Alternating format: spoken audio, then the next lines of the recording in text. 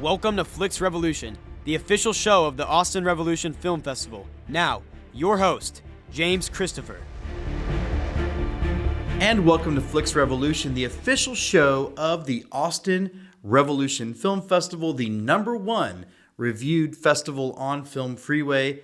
Submissions open. Get your submissions in. This show is going to be a lot of fun. We're going to talk a lot of movies. We're going to talk genre theory. We're going to really dive into a lot of the movies we love that are both popular and those just coming out.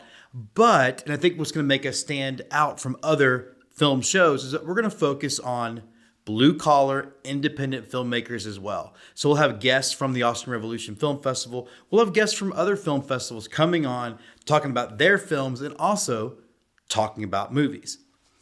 Independent film is incredibly important to our culture, and it's actually growing more and more important by the day, as we see when we go to the Metroplex, which makes me sound like an old man to say Metroplex, but you go to the movies and what do you see? You see a remake of something that was popular when I was a kid, or you see a sequel to something that was popular when I was a kid.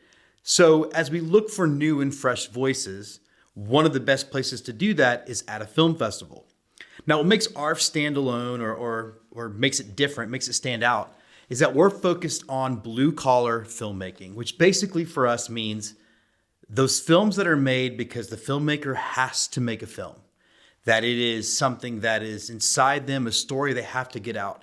They might not have the most money. They might not have the best equipment. They might not have the most names in their film.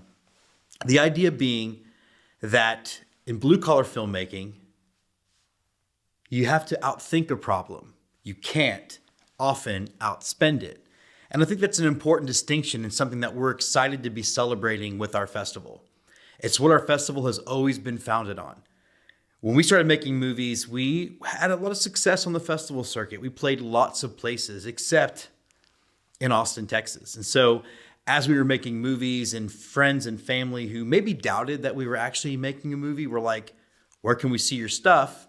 We started ARF as an inflatable screen in our backyard to show some short films we had made, and some friends were like, can I bring mine? Sure.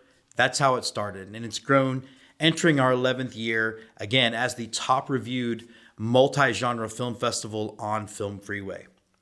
And this show is going to reflect a lot of that. Again, we're going to have those voices on the show, but I'm also a film teacher. I love studying film. And so I'm going to take some of that as well, some of my walk of life at St. Michael's Catholic Academy's film department, where I'm shooting in the brand new green screen.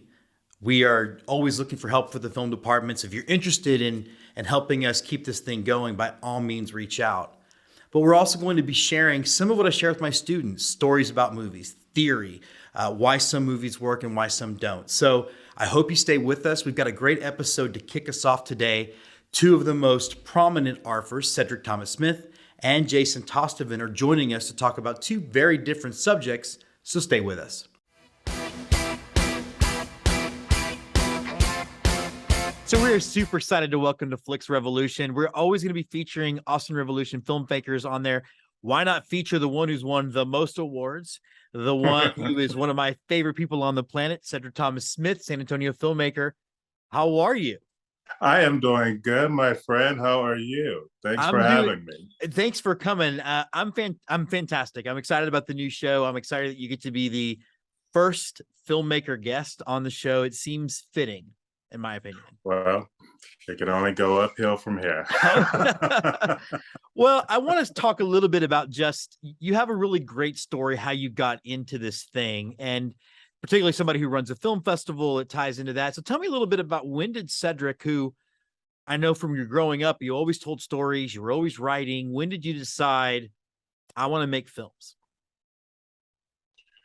Well, I think, growing up, writer, I was an actor in high school, I was going to be the next Tom Cruise, and then Will Smith took that gig from me. I might get that gig back now. I might say it might be open. And then, it just, you go through life, and life happened, and it just became a back burner thing. And then probably 12 years ago, I was laid off my corporate travel job, and my coworker Patsy and I used to work together, and we kind of just showed up at the San Antonio Film Festival one day, of all things, because it was free, and they were doing a documentary on some some fishermen in Antarctica, and I don't know why that inspired me, but it did. So, so we went home. I started writing a short film, which became Unimaginable, which was our first film. So, yeah, definitely a late bloomer, and as as you always say, it's never too late to start. No, and bloom you did. One of the things, I think one of the reasons I think we're so close is we were very different filmmakers, right? Like I was always looking for the joke in the heartfelt moment. You have always wanted to save, I don't want to say save the world, but let's just say expose some of the problems of the world. No. But the interesting thing is you never really seem to do the same subject twice. Like you really are pretty equal opportunity with this stuff. Why is it important for you for your films to have a message like that?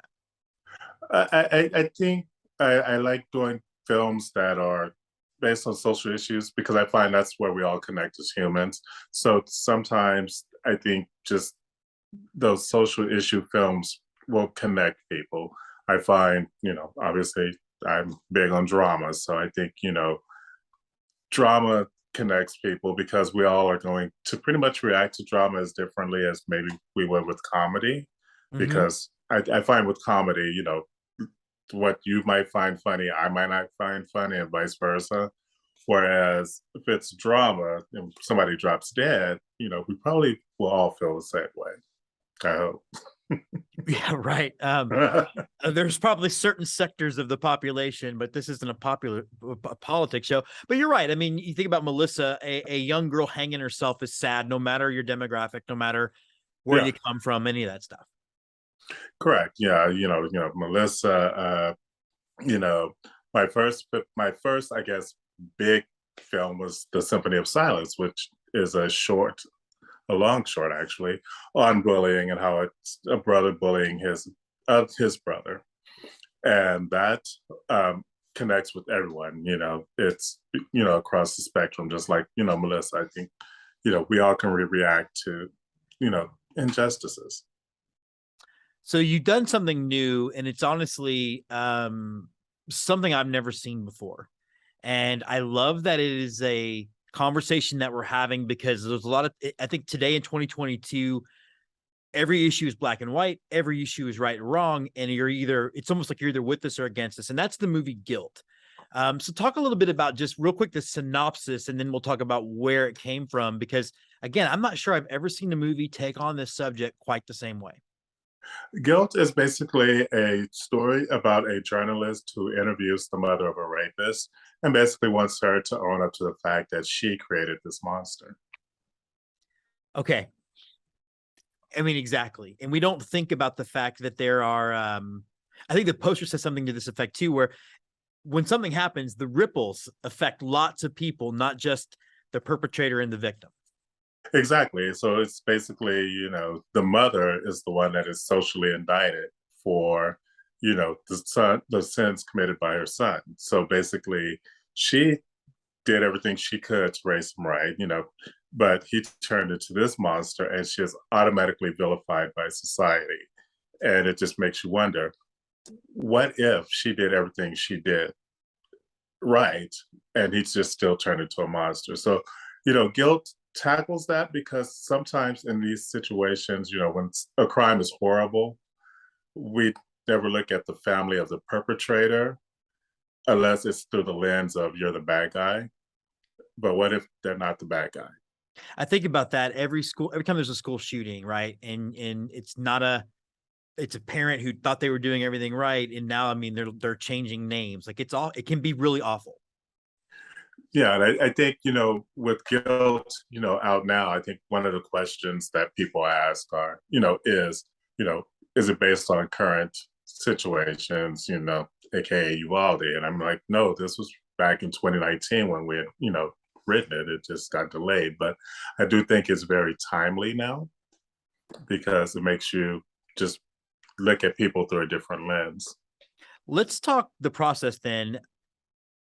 Talk to me about the script, where it came from, because I love that story as somebody who runs festival. And then just sort of the production stuff and how was it working with the two, I mean, just amazing actresses in your film. Well, actually, Guilt was originally written by Calvin Walker, very prolific, talented filmmaker out of the DFW area. And the sweetest guy on the planet, by the way. Oh, absolutely love him. And one day he was just like, hey, I have these scenes that, I'm not going to do anything with, anybody want them. So I'm like, hey, send them to me. So he sent a comedy and he sent a drama. And clearly I'm going to pick the drama. So, and it was just such a compelling, story. And then I thought, well, can I take liberties and, kind of reshape some things? And he was like, I don't care, basically it's yours. So, right. I created the, backstory for Christina, the journalist. And we, I sent it to him. We kind of went back and forth, to make sure it was perfect. And it was it felt good.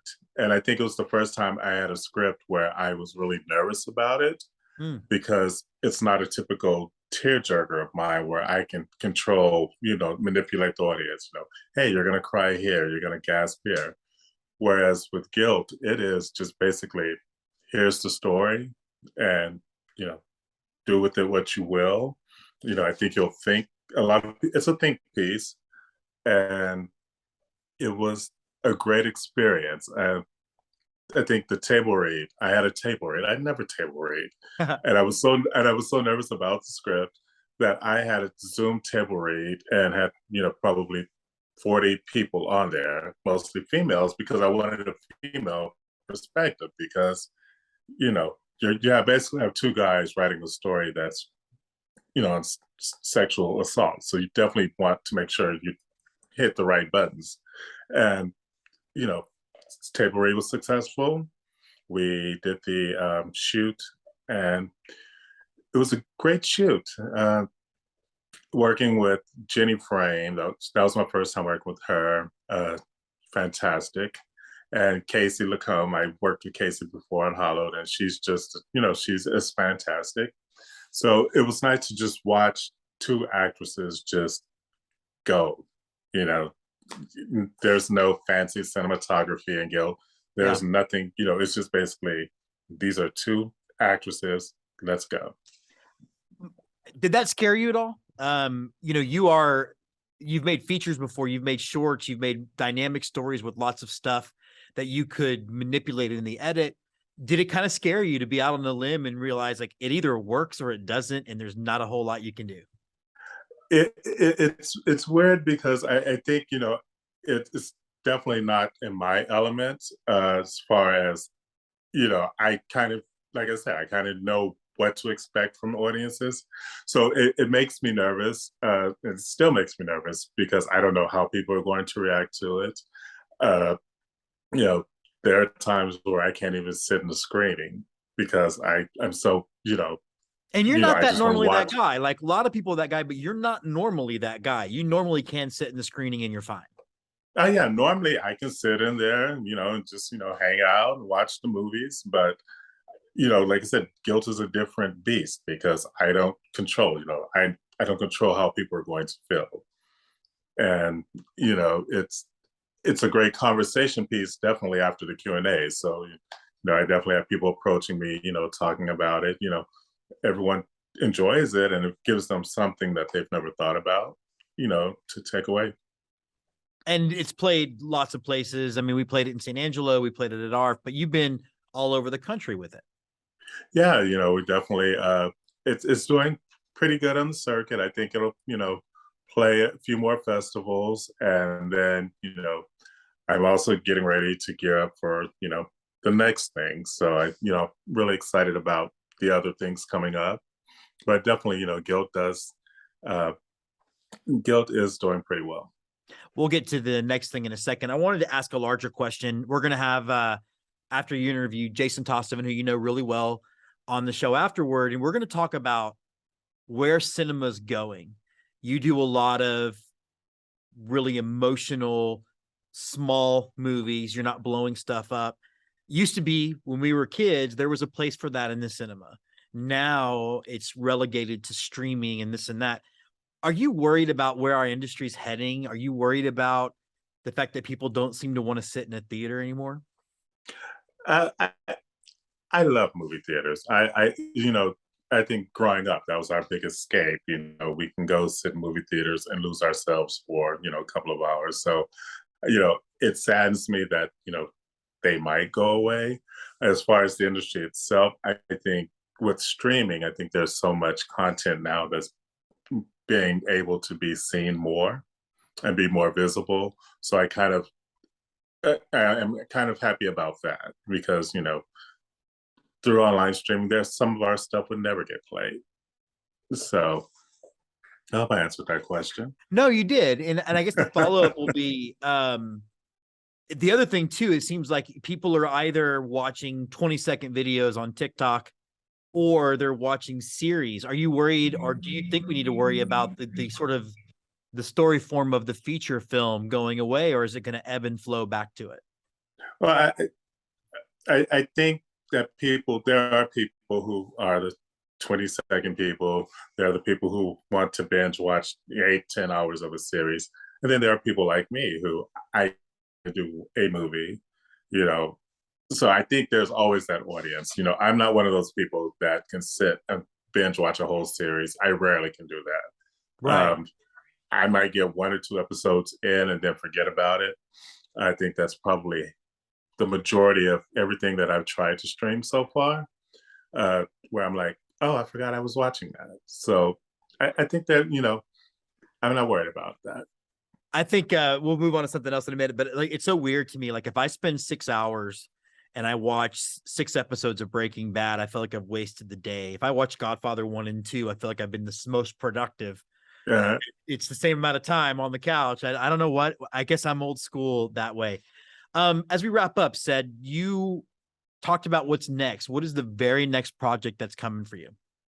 The very next project, I'm going back into my weepy territory, and it's going to be, it's called Scars, and it's basically a son who returns back to his minister family. He's a preacher's son, and he did not donate his kidney to his father. And so his father dies. So, The dad 10 from years Deville, later, I wouldn't have given him a kidney either. Yeah, so it's just basically this guy returns home, to face his mother and his family for not, for bailing out and giving his dad. And then you find out why he didn't do it, and it's just, I'm really excited about it. Man, that sounds like something I've never seen before. Okay. We have 2 kind of fun rapid fire questions that I want to ask, and I want you to give me the first 2 things you come up with. 1, you're stuck on a desert island. You get 1 movie that's not The Prince of Tides or Love Actually. See, we know each other, people. What movie is it? Oh my God, you said rapid fire, and I just totally drew a blank. Shit. You can guess. Okay. Bitch, you can say it all. I would probably say I'm going to go with What's Love Got to Do with It, the Tina Turner movie, because I love Tina Turner. Okay. All right. Last question. You can adapt any novel on the planet. What would you adapt if you had the opportunity to do sort of a big budget treatment of something?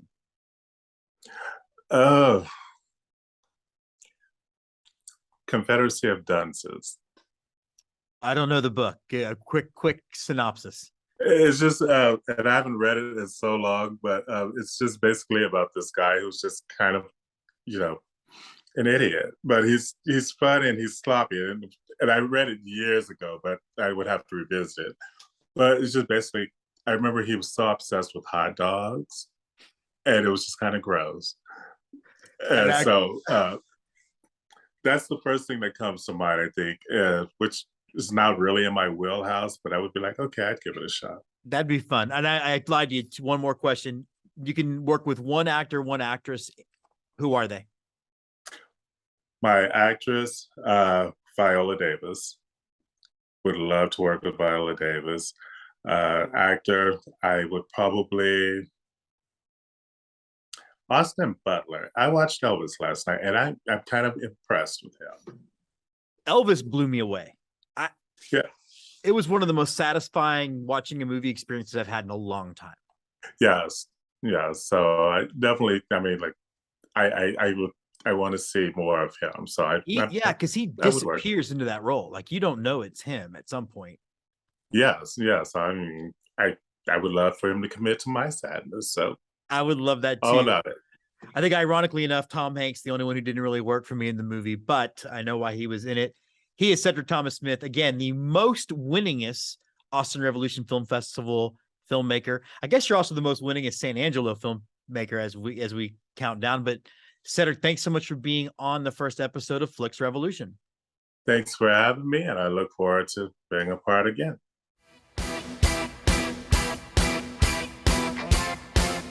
And so we're excited to welcome to Flix Revolution, Jason Tostevin. You know him, you love him. I know him and love him. Jason, first of all, Nightmares Film Festival, a few weeks away. You're at the excited point now, right? Or are you at the nervous point? I know I'm at, well, it's always putting on the biggest indie multi-genre fest there is. It's nervous until it gets going the day of, but I'm super excited. I finished the release last night, the press release, reviewing all the whole program. And I was like, oh man, I want to rewatch all this stuff. So I'm definitely at the excited part. Of course, the other part is when it's over and then it's like your favorite sitcom ended. You're like, wow, that's never going to be that. What am I going to do with my life? Yeah. Well, I'm having you on to you because I always think, you always have one of the most sort of intelligent viewpoints at the macro of this business that we're in. And there's been a lot of talk before the pandemic about our cinemas dead and is the theater going experience dead? And they were saying that in the 50s when TV was a thing, and it wasn't until really The Godfather that changed. But are we at an inflection point now for the theater going experience? Yes, absolutely. I think the inflection point part is real, and I think the profound change being imminent is real, Jim. And I think that has been said before, but people were wrong. But cinema is not dead. I mean, in no way. But I do think there are major forces at work right now that mean cinema has got to change. Okay. And I've got a bunch of stuff that we can talk about, but the number one thing is generational. So 15 to 29 right now, their number one way of entertaining themselves is social media. Their number two is video games. And their number three is streaming. TV shows are like way down at the bottom. Movies are way down at the bottom. So we do have a thing where the traditional way, the way you and I have grown up thinking about cinema and specifically theatrical exhibition, that does have to change just because the people coming up behind us, they're not into it. I love that I do a show about this and a show about baseball, two things where the audiences are getting older and they're not getting younger. Mutual friend and I, Daniel Baldwin, were talking about this offline, and it's sort of one of the reasons this came up was Halloween Kills last year came out in the box office. It did box office, but it also did the whole Peacock thing at the same time. Yeah. And there was thought, well, that's a pandemic thing. With Halloween Ends doing the same thing, is that more what you're talking about, where it's just going to change the way we consume it? Yeah, so that's called day and date when a distributor releases a film both on streaming or home video. Not that there's home video anymore, but home streaming and in theaters. And I think that's going to be more common, but I also think that's kind of radar sounding from them. That's them trying to figure out what is going to work, what's going to generate the most amount of money for us on these returns. Now, interestingly, I know you watched this closely too. Warner Brothers last year took all of their feature slate and put it on HBO Max directly. And they were trying to launch that. They were trying to launch that new streaming service. And so that was good for them broadly. But it got them into a lot of trouble because they did not have deals in place to compensate the people who made the movies the way they get compensated when they're in the theaters. So that, that's been around 100 years. We know exactly how to pay people for that. People were losing millions and millions of dollars because these movies got put onto streaming. And so that's yet another thing that's going to have to change. They experimented with that, and now they're backtracking, and they're going to have to figure out, how do we compensate people, because they got sued. There were lawsuits about it. Yeah, and now they're getting shut. Now they're shooting movies in the face that they actually finished, which $90 million for Batgirl. Wouldn't you like to 90 just have million. that to just light on fire? Can you imagine? No, I mean, how'd you like to be that CFO, Jim? He got sent in there to cut $50 billion of cost. So like all of a sudden taking the tax write-off on $90 million makes a lot more sense when you're talking about 50 with a B. Can you explain? I mean, we'll dive into some more of the sort of nuts and bolts, but explain to people out there that maybe are some of the young art filmmakers watching this, why is it important that we experience movies with each other in this communal setting that we've known as a theater or cinema? Yeah, it's interesting. You and I have had this conversation 100 times at fests and at each other's houses. I think it is because it is a primal way of storytelling, and I think it's in our DNA. I really do think it's that simple. I try to stay abreast of the research on cinema, and so I have a good sense of the like broader data analytics, but I haven't seen a lot of research on why do we love it. But I'll tell you this, it's anecdotal. So I went and saw Barbarian last night, which is a horror movie with big word of mouth. And I'm a horror fan, so I wanted to experience it. But I was also wondering, it's Monday night. I mean, you already know because you go to the movies. It's Monday night. It was in the, significantly crummier theater that was closer to me. And there's no advertising for it. It basically got buried, but it's having this whole second life on word of mouth. And I went, and at first it was just me, and then two other people who were younger people, I'd say early 20s, and then three other people, also I think probably early 20s. And they were, I think, there for the same reason, which is even if you're there by yourself, but especially if you're there with other people, there's something magical about sitting in the dark with a flickering light and someone telling you a story. That's exactly what campfire tales were and have been, right, for 10,000 years. So I think, I mean, it may seem a little like woo-woo, but I really do think it's in our DNA to experience stories that way, and it's extra special. It's that tribal communal thing when you're all together listening to a story. That's what I think. What do you think? No, I think especially it translates when we look at like horror and comedy in a group together, sharing that same, like you talk about a visceral experience. Those are two types of movies that are actually trying to draw out a very specific reaction, and we're all in on the joke. Yeah. Or we're all mutually scared of the same thing. Yeah. I think we feel a little closer. And you had talked about this is way off topic, but I remember you had a post at the beginning of the pandemic, and you had said it was responding to Fauci's, "I hope we never shake hands again." And you talked about how awful that would be because we're already hard enough.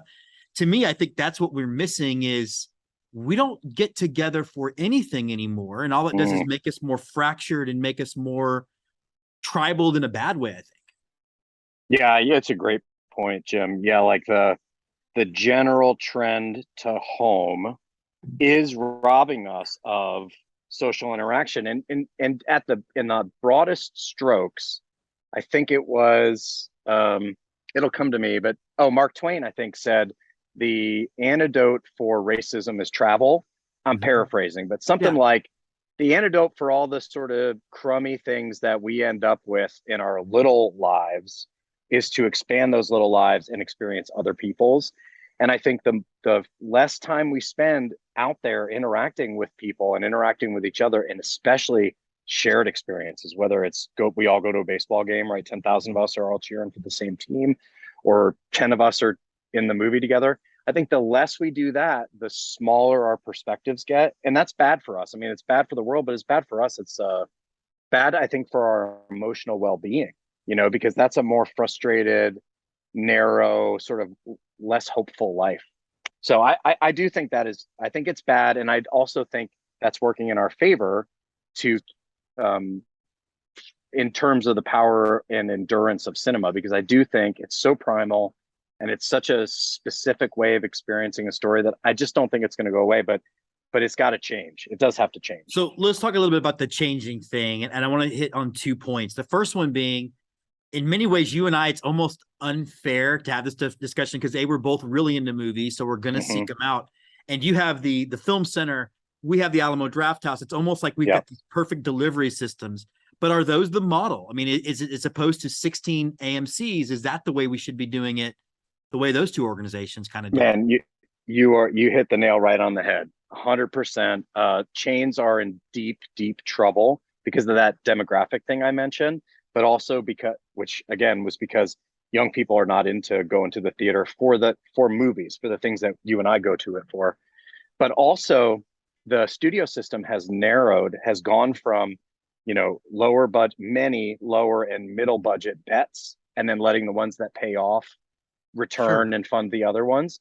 They've narrowed because they're all public companies now, they've narrowed down to the things that they believe are most likely to return profit because they're under all this stock pressure.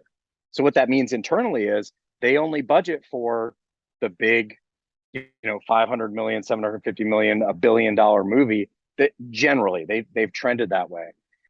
So those two things together mean the delivery system is only part of it. It's also the content, and that stuff's got to change.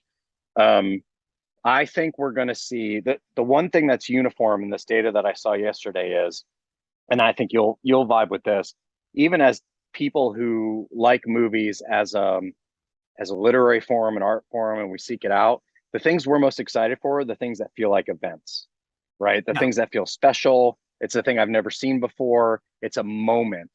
Everybody across the demographic is hungry for those. They want those. And so I think you can get that with streaming a video game. I think you can get that with a YouTuber's big moment. Sports is a big part of it. So I think the content is going to have to shift and it's going to be more varied. And so places like Alamo and Gateway Film Center are built for that. They're built to have many varied event, high emotional moments. The chains are not. The chains are, book these out. They got to be on the screen for 4 weeks. They just don't have that same feeling. And, their spaces are getting worse and worse and worse. I mean, there's no arguing it. And I try to be really generous about it because it's hard. It's a hard business, but man, it's just, they're crummy. They're worn down. People are loud. The projection's not good. The food's not good anymore. It's just, there's a lot of bad things about it. It does seem like there's an entire, like you go to the Alamo or the Film Center, you don't have people talking during the movie like you do at your AMC. Yeah. And I don't know what you're talking about, by the way. Almost every ARF submission is something I've never seen before, according to the filmmaker. But I digress. They've changed the genre, Jim. It's created a new one from what I understand. One of the things that I was kind of impressed with was this sort of cinema day they had a couple of weeks ago where $3 movie tickets to kind of get people in the door. I unfortunately was out of town. I couldn't take advantage. And it reminds me of what the comic book industry did about 20 years ago with Free Comic Book Day. Is that also the kind of stuff we need where people are just, what can we do to remind people of what it's like to be in a theater watching a screen? Yeah, I think it's really smart to bring that up. And I also, last night, I saw an advertisement for Cinema Week in October, which it may be only chain specific for this chain. It was a Cinemark theater that I went to. You know what I think that is? I think that's them trying to kind of gin up that event feeling, that special feeling I talked about that people want. I don't think that works over the long term. I think the thing that's going to work over the long term is people connecting emotionally into a community at one theater, or, 2 or theaters with different brand positions. But it's got to be about curation, the community you connect to. You got to feel like you're participating in something. I don't think you feel like you're participating in something at an AMC, whatever kind of week they put on. That's just my take. Unless it's a negative experience because it's a Fandango event, or Fathom event, excuse me. Fathom. Mm-hmm. One of the things that you mentioned, you touched on sort of how it was essentially when we were growing up, and there were there was 400 movies released a year. There was counter programming. There was all this stuff versus now you're right. It's all high stakes poker. Mm. And as well as I do, to make these movies make money, they have to be as watered down. They have to be as sort of, they're not very adventurous all the time. Yeah. Four quadrant, right? So talk about the four quadrants and why that's what drives these. Yeah, well, back to the thing you and I were talking about, that they're making fewer, bigger bets based on analytics to get the guaranteed profit, which is why you have sequels, prequels, spin-offs, and established IP, because that stuff's already marketed. People already know who Superman is before you make a Superman movie. Don't have to teach them. Sure. So the idea, for those who don't know, I know you know, Jim, the idea of the quadrants is there's this x-axis and y-axis of identifying an audience, and it's age and traditional gender. So men, above 30 and below 30, and women above 30 and below 30. I think people use different cuts there. Right. And the idea of a four quadrant movie is that it's something all of those audiences would go see, which gives you the highest return, but also the broader the audience you appeal to, I think the shallower, to your point, the shallower the content, right? Right. And then I think it therefore makes us avoid finding something special we didn't know we wanted. I mean, we can go all day on that. As somebody you talked about ARF, but what Nightmares has done, carving this space in the sort of genre world, I think it's the best genre festival on the planet. Are you hopeful with what you're seeing coming out of that maybe the content will also continue to stay strong and help kind of keep this thing going that we love so much? Yeah, I think I would be curious to hear your thoughts about this too, because you've been doing this longer than me, but we've done it in parallel. I think, broadly speaking, independent filmmakers have gotten better every year. I think the content's better. I think the understanding of marketing, I think backing off of ego, understanding that it's a community, and that you really, like, especially in indie, you only get things done with partnership, right? Because nobody's got any money, so you got to have friends at a network. Right. And I also think being bold is getting rewarded. I think at Nightmares we certainly reward it, and I think it gets rewarded in other places. Not to keep coming back to this movie Barbarian that I saw last night, but that made really bold structural choices that I think you could argue about whether they were traditionally good or traditionally bad, but it was surprising and new enough that 53% of the people coming out of that movie are telling other people to go see it. So I think, yeah, I'm hopeful about the general trajectory.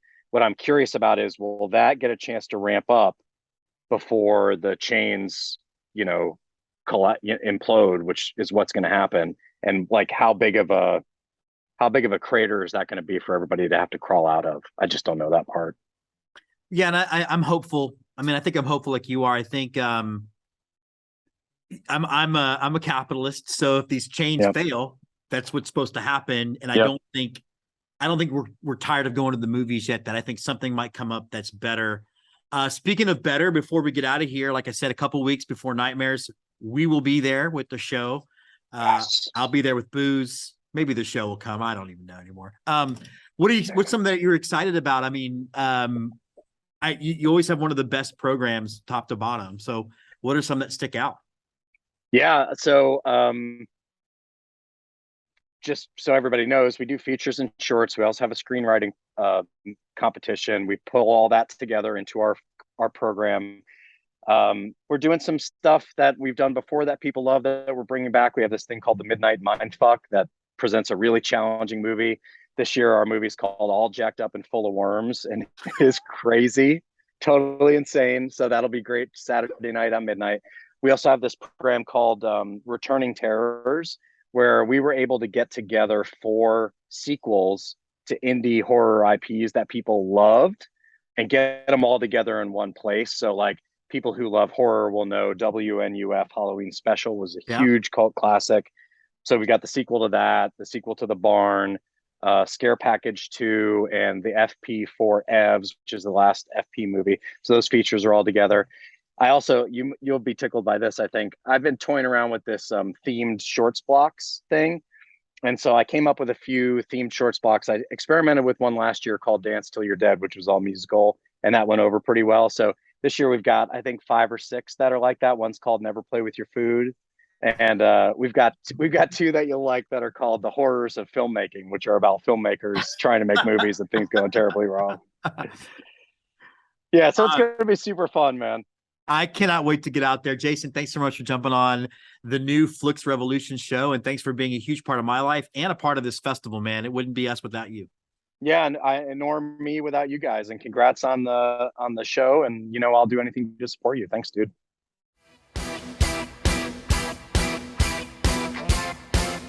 Now, as we wrap up, one of the things that I will be doing for most of the episodes of this show is sharing some festival tips, some festival advice that I've experienced, I've learned, I've lived through, both with 15 years on the festival circuit and with 11 years running this film festival.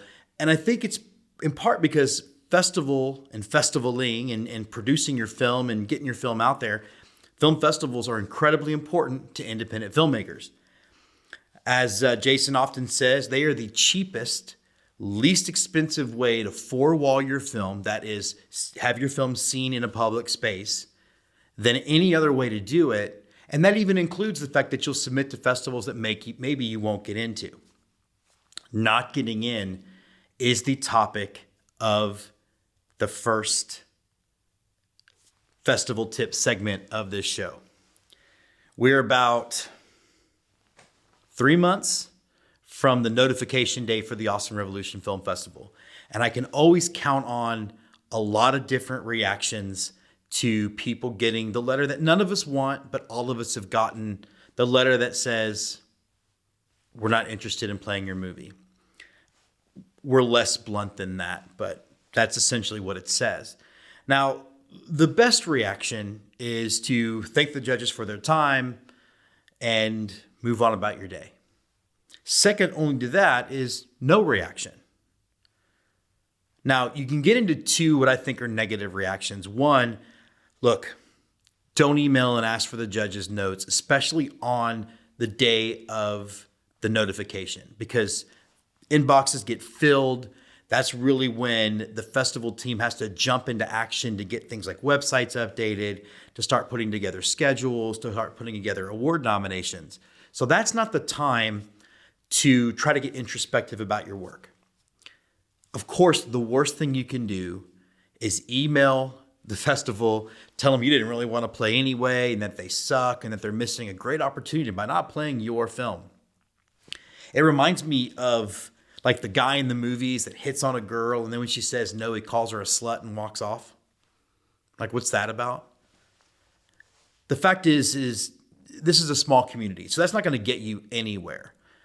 It's going to, 1, make me feel better about having not played your film. 2, I think the important thing to remember is we screen grab those things as festival directors and we forward them around. And there's been a couple of times where I've had 2 films with the same score and I was like, whoa, I know that name. Where do I know that name? And I've seen it because somebody had screen grabbed the negative reaction and sent it to me. I work really hard on ARF. It causes many, many, many weeks of sleepless nights. I don't need that extra hassle. So don't risk your own reputation based on the reaction of one film from one festival. I think the best way to look at it is to realize that when you're auditioning for parts and when you're casting a movie, hopefully you're looking at dozens, if not hundreds of possible actors. You don't cast them all. You're not putting them all in your movie. So think about that for a second whenever you start wanting to jump down the throat of a festival director.